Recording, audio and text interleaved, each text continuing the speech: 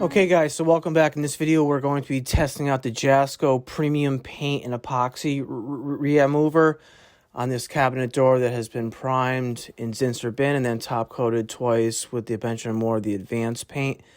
Okay, so I have the remover in that cup, and I'm using a brush to apply it on, and I'm putting it on thick.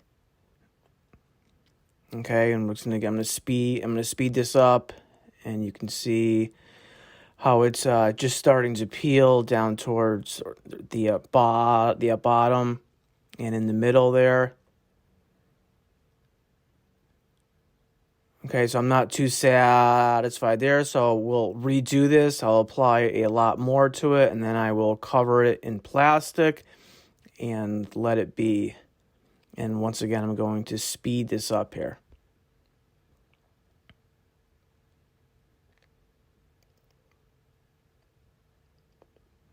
You can see down towards the bottom, it's starting to peel or unfurl or become loose.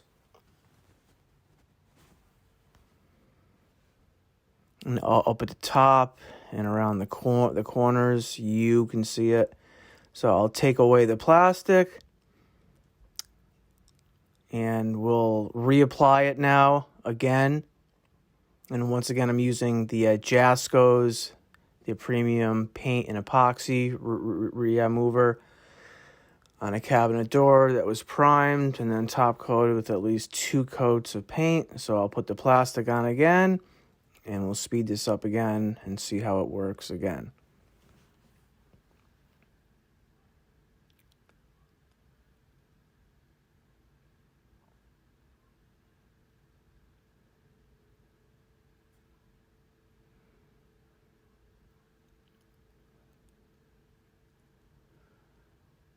Okay, so I've given the door approximately 45 minutes to work, for the Jasco to work.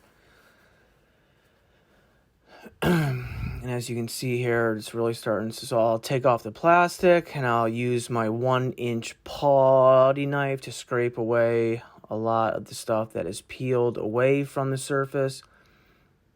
And again, we're trying to remove primer and paint that is on top of polyurethane.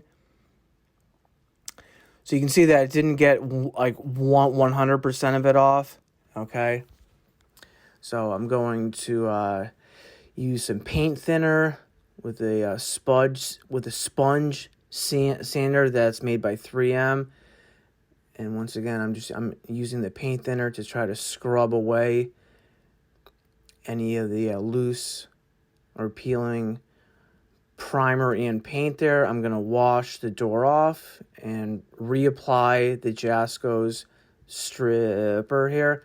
So we'll put the plastic on, and once again I sped this up, and as you can see, it's not really doing anything with the leftover primer, I believe, that's still on there. Or that still could be the primer and the paint in those areas. So I'll take away the plastic, and I'll once again go back to my 1-inch flexible putty knife here.